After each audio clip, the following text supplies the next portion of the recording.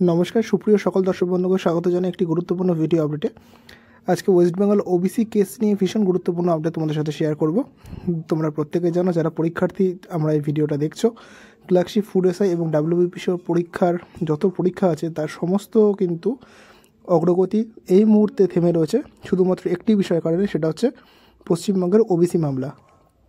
এই ওবিসি মামলা যতক্ষণ না পর্যন্ত নিষ্পত্তি হচ্ছে বা একটি পজিটিভ বার্তা সরকারের কাছে পৌঁছচ্ছে, ততক্ষণ পর্যন্ত কিন্তু সমস্ত বোর্ড, পুলিশ রিক্রুটমেন্ট বোর্ড বলো, আমাদের West Bengal public service commission বলো, প্রত্যেকটা সংস্থাই কিন্তু তাদেরকে পজ করে রেখেছে এবং বর্তমানে কিন্তু কোনো রকম কোনো অগ্রগতি চলছে না। কিন্তু কিছু গুরুত্বপূর্ণ আপডেট যেটা ওবিসি কেস নিয়ে উঠে এসেছে, সেটা কি আমরা বিস্তারিতভাবে দেখে নেব। তো প্রিয় দর্শক বন্ধু, তোমরা প্রত্যেকে দেখতে পাচ্ছ একটি ভীষণ গুরুত্বপূর্ণ সংবাদ মাধ্যমে খবরটি প্রকাশিত হয়েছে আনন্দবাজার.com। এবং দেখো ফ্রেন্ডস, এখানে কি বলা আছে, ওবিসি মামলা নিয়ে ফের সুপ্রিম কোর্টের দৃষ্টি আকর্ষণ করলো রাজ্য, সোমবার শুনানির সম্ভাবনা। অর্থাৎ আজকে যে সোমবার ছিল সেটাই কিন্তু শুনানি হওয়ার কথা ছিল। কি হয়েছে সেটাও তোমরা দেখে নাও। সোমবারই ওবিসি মামলা শুনানি হওয়ার কথা ছিল সুপ্রিম কোর্টে, কিন্তু সময়ের অভাবে মামলাটি ওঠেনি। পরে জানানো হয় 9 সেপ্টেম্বর এই সংক্রান্ত শুনানি হবে। এরপরে বলা আছে কি, দেখে নাও, ওবিসি শংসাপত্র বাতিল মামলা নিয়ে আগামী সোমবার সুপ্রিম কোর্টে শুনানি হতে পারে। এই মামলাটি শীর্ষ আদালত প্রায় 1 মাস পিছিয়ে দিয়েছিল। বলা হয়েছিল আগামী 9 সেপ্টেম্বর পশ্চিমবঙ্গের ওবিসি মামলার শুনানি হতে পারে, কিন্তু বৃহস্পতিবার এই বিষয়ে আবার সুপ্রিম কোর্টের দৃষ্টি আকর্ষণ করল রাজ্য সরকার। জানানো হয়, ওবিসি সংক্রান্ত জটিলতার কারণেই অনেক কাজ আটকে রয়েছে, দ্রুত এর শুনানির প্রয়োজন। এরপরেই সন্ধ্যায় জানা যায় এই মামলাটি আগামী সোমবার শুনতে পারে সুপ্রিম কোর্টের প্রধান বিচারপতি গগৈর বেঞ্চ। 2024 সালের 22 মে ওবিসি নিয়ে প্রথম রায় দিয়েছিল কলকাতা হাইকোর্ট। বলা হয়েছিল 2010 সালের পর রাজ্যের তালিকা যত ওবিসি সম্প্রদায় যুক্ত হয়েছে তা বাতিল। 2010 সালের পর থেকে জারি করা সমস্ত ওবিসি শংসাপত্র বাতিল করে দেওয়া হয়। তার আগে রাজ্যে ওবিসি হিসাবে 66টি সম্প্রদায় স্বীকৃত ছিল। বলা হয়, সামাজিক, আর্থিক এবং পেশাগতভাবে সব জনগোষ্ঠীর মধ্যে সমীক্ষা করে নতুন ওবিসি তালিকা প্রকাশ করতে হবে রাজ্যকে।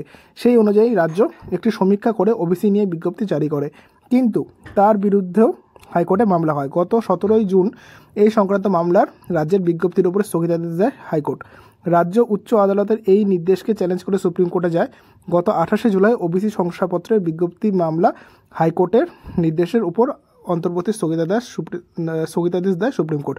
অর্থাৎ তোমরা প্রত্যেকে বুঝতে পারছো যে মামলাটি কিন্তু এই আজকে যে শনিবার ছিল, সেই শনিবারই কিন্তু শুনানি হওয়ার কথা ছিল, কিন্তু কোনো কারণে, কোনো একটি বিশেষ কারণে সেটি কিন্তু শুনানি হয়নি। এবার কি বিশেষ কারণ সেটা তোমরা প্রত্যেকেই জানো, যে ডিএ মামলা পশ্চিমবঙ্গের যখন আছে তখন সময় পিছিয়ে যেতে থাকে। আবার যখন কোনো ক্ষেত্রে কারোর কোনো কিছু স্পেশাল শুনানির প্রয়োজন হয়, সেক্ষেত্রে সেটাকে এগিয়ে যায়। এবার অনেকে তোমরা বলবে যে এখানে রাজনীতির কথা বলবে না। রাজনীতির কথা আমি একদমই বলছি না। যেটা প্র্যাকটিক্যাল সেটা যদি রাজনীতি হয়, সেটা সে মনে করতেই পারে। তো সরকার চাইলে সব পারে।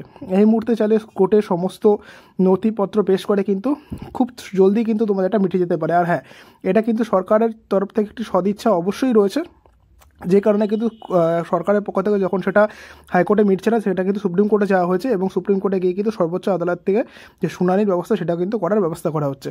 এবার যখন 9 সেপ্টেম্বর হবে, আশা করবো 9 সেপ্টেম্বরে কিন্তু শুনানিটা হবে। এবার অনেকে তোমরা আমাকে আগের যে ভিডিওটা ছিল সেটা আমাকে জিজ্ঞাসা করছিলে যে দাদা নেক্সট বিজ্ঞপ্তি কবে আসতে পারে। দেখো, তোমরা প্রত্যেকে জানো যে এই ওবিসি কেস যতদিন না পর্যন্ত মিটছে, কোথায় কোন কোন ভ্যাকান্সি থাকবে, কোন ক্রাইটেরিয়া ওয়াইজ পরীক্ষা হবে, এই সব কিছুই কিন্তু এই একটা কারণে কিন্তু পজ হয়ে রয়েছে। ক্লার্কশিপের রেজাল্ট নিয়ে অনেকে ভীষণ চিন্তিত, প্রত্যেকে চিন্তিত। তো তোমাদের একটুখানি বলবো যে অ্যাটলিস্ট 9 সেপ্টেম্বর পর্যন্ত অপেক্ষা করো, এবং পুজোর আগে আশা করি যদি কেসটা মিটে যায়, তবে পুজোর পরে বা পুজোর সময় কিন্তু খুব ভালো খবর আসবে। আর একটা ইম্পর্টেন্ট আপডেট তোমাদের সাথে দেওয়ার আছে, সেটা হচ্ছে যে রাজ্য সরকারের বিভিন্ন দপ্তর থেকে কিন্তু প্রচুর পরিমাণে যে শূন্যপদ, সেটার কিন্তু ভ্যাকান্সি চেয়ে পাঠানো হয়েছে।